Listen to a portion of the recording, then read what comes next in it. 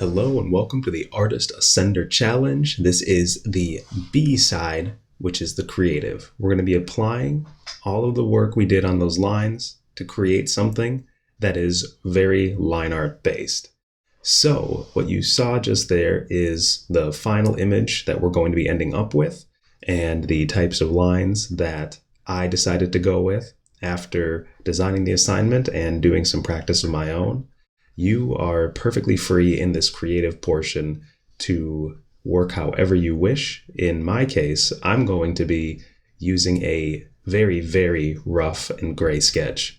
Now, this process I had somewhat for a while in terms of how I would develop more line-based works.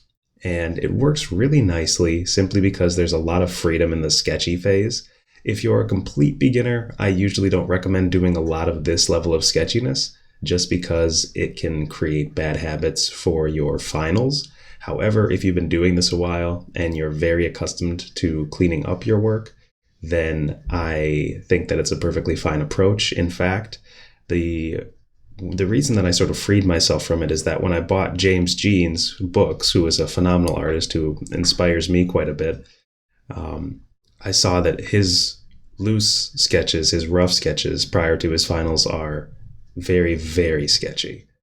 And I just think that whenever you are working on your abilities to such a degree that you've developed them over many, many, many years and many, many iterations, more importantly, that you are able to take the roughest starts and to refine them gradually to create a very beautiful finish.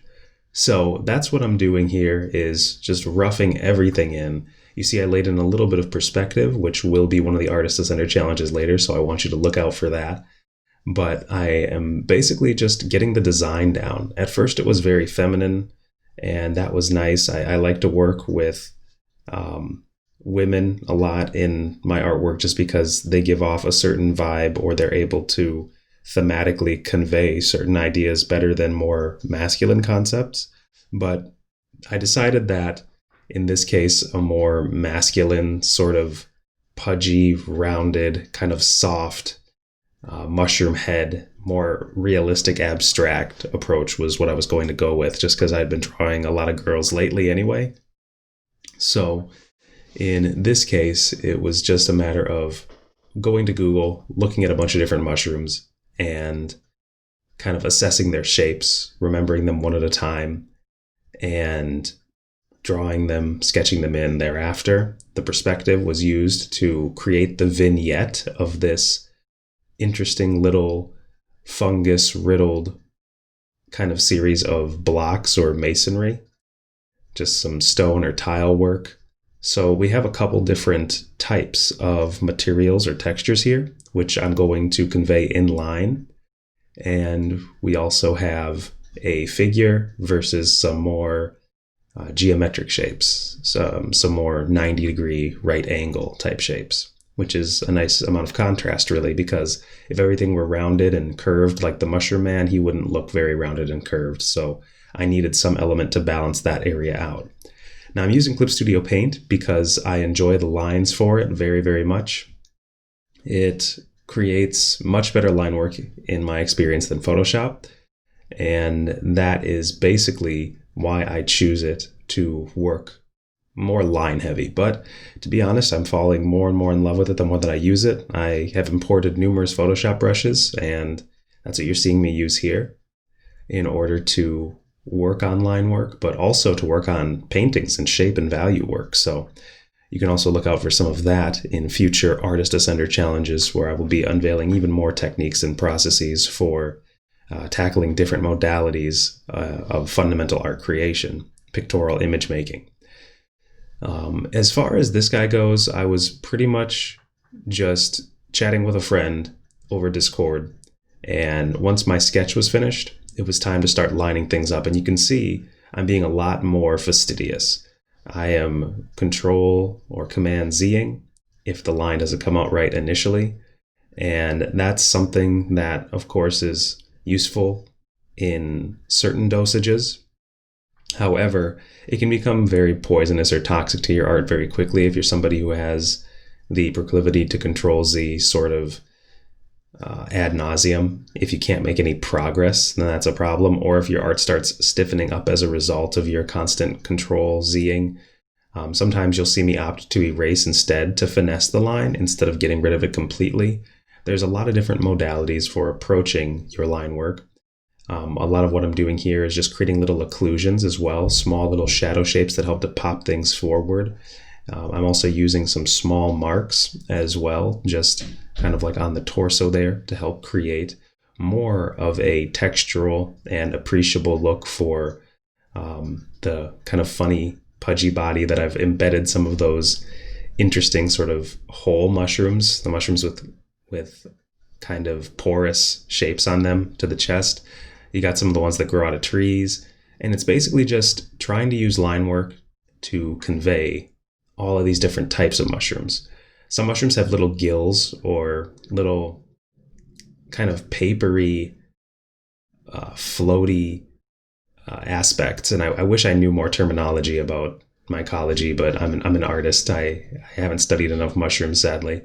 But I know some of their visual language, and that's really what the line work is about.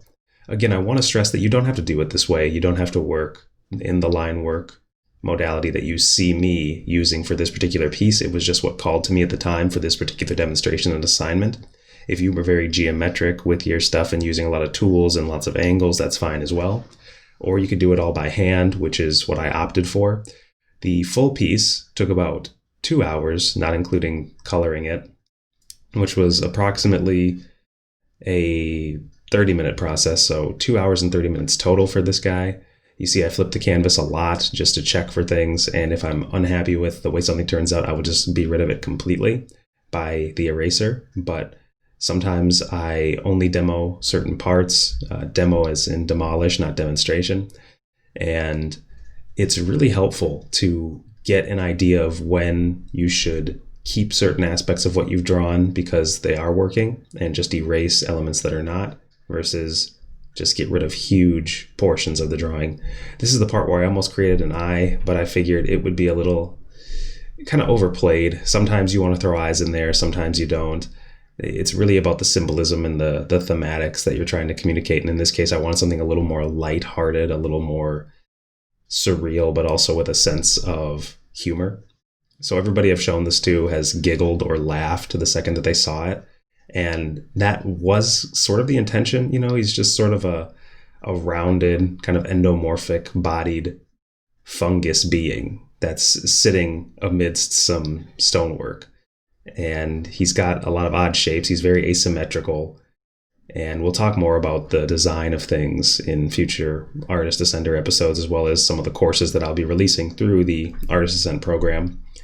And if you're watching this packaged up in terms of all of the different Ascender challenges, or in terms of bundles that I release for people who aren't on the, paywall side of the Artist Ascent kind of academy that we're doing, I'm really happy to have you as well, even though you're not a monthly supporter. It's really awesome that you've decided to pick up the lessons and just kind of work through them on your own and not in real time if they weren't available to you then, or if you didn't know about the program. But I digress. It's basically just about picking different types of textures and giving the line work the ability to express them.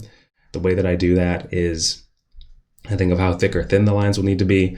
I think of where I may need to use occlusions. I think of where I'm going to need to use small hashes or marks in order to have a much more detailed appearance and to help kind of shape the forms, because you have the outside contour and then you have everything inside of the shape. And those little hashes and marks can really subtly turn form and give the idea of dimensionality.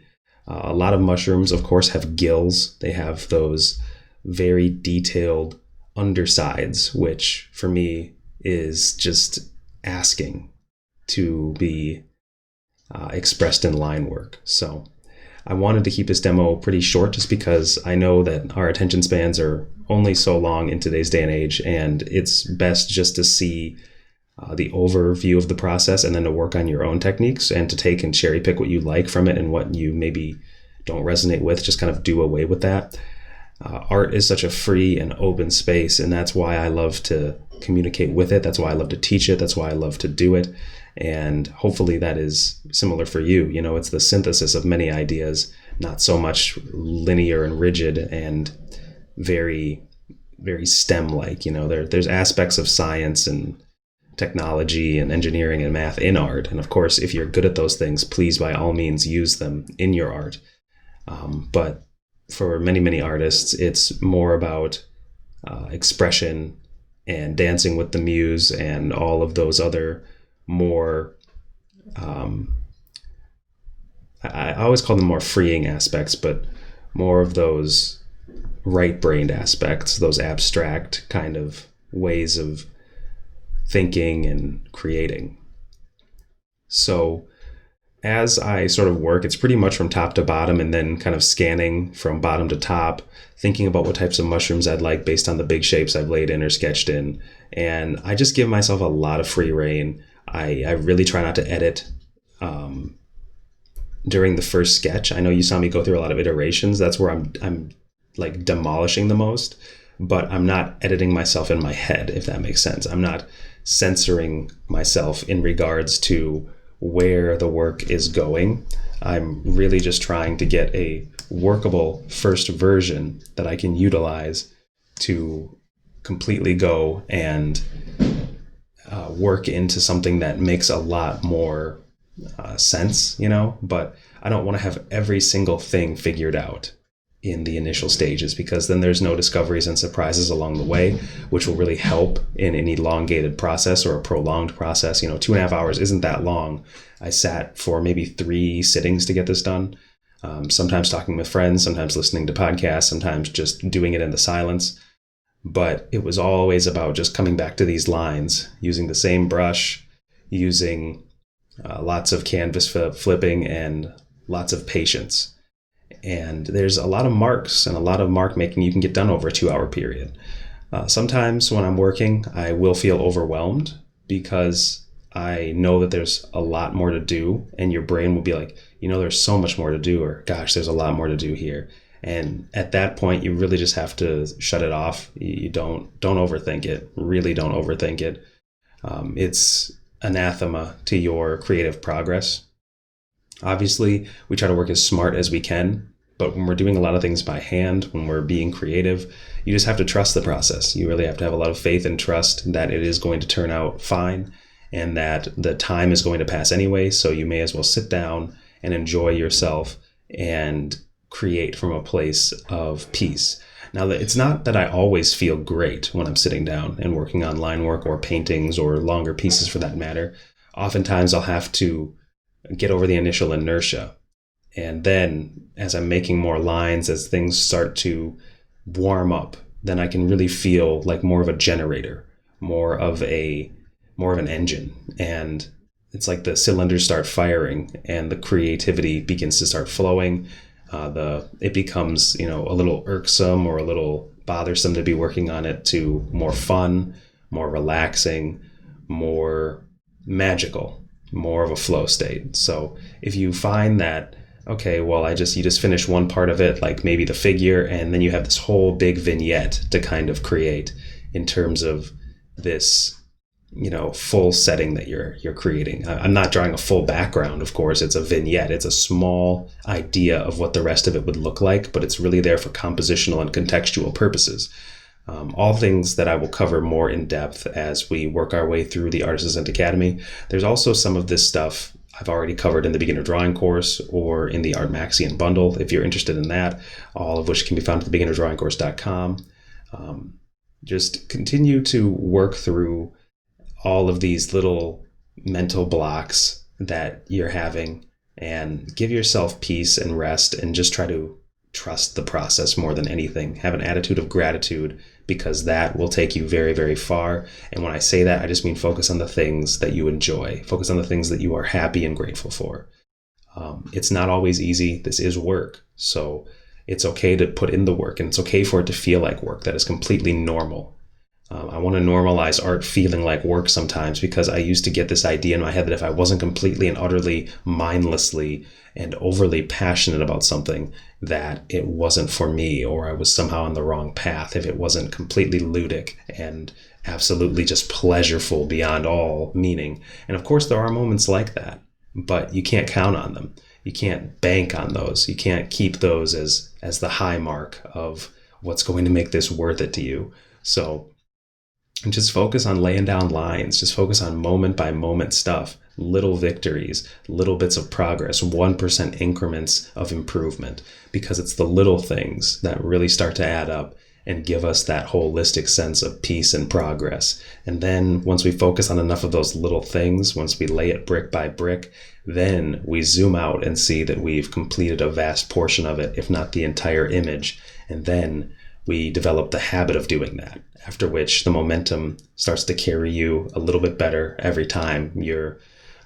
neurons and dendrites and all of the wonderful neurology that I wish I could express more assiduously and more correctly and accurately is starting to build habitual paths. We're starting to sheath myelin around certain connections, like being able to finish or being able to endure things that are uncomfortable for the result, for the delayed gratification. So that much I do know, that much I have read about. So and the experience has proven true for me, and I know that it'll prove true for you if you can get yourself to that place of discipline, which I know you can. You wouldn't be here to Ascend if you couldn't. So this is basically just the wrap up here, wherein I took different colors and test out some of the Clip Studio Paint ways of editing them. At first it looked a little bit alien. It didn't seem like it was something you'd find on Earth, which I know doesn't make a ton of sense, but I think it was just too highly saturated. It kind of hurt the eyes just a little bit in this case, because there's so much to look at within the lines already, and it was sort of taking away from that. So instead, what I end up doing, which is what you saw in the beginning where I showed you the finished product, is I ended up desaturating it and switching the blue and yellow around here. I just kept the colors very simple. Primary color palette, which is a go-to for me, because you have to build your work around certain aesthetics. Otherwise, if you're always switching it up, it's very unlikely people will be able to, look forward to or form a cohesive connection with your work, because the body or the brand of it doesn't really have a full semblance. They want to see the same technique developed into, higher and higher levels. They want to be able to see the many, many aspects of what you can explore within that technique. And they want to see things that are the same but different, that have unity and variety. But if it's all variety and no unity, you will have a very hard time making it as an artist. That has just been my experience. Of course, there are people out there who switch it up, at pretty decent clips, but I guarantee you they have more cohesive chapters of their work that helps them gain some momentum and some traction. But I digress. These are all subjects that I will have to broach and talk about in more of the lessons and videos and content that I'm going to be putting out through the Artist Ascender series or otherwise. I just want to thank you for watching, and I wish you happy creating. Don't forget to post your work in the Discord or send it to me if you are in one of the higher tiers of the Artist Ascent Academy, and we will be able to take a look at it, give you some real good video feedback, and help you on your artistic ascent. That said, take care and happy drawing.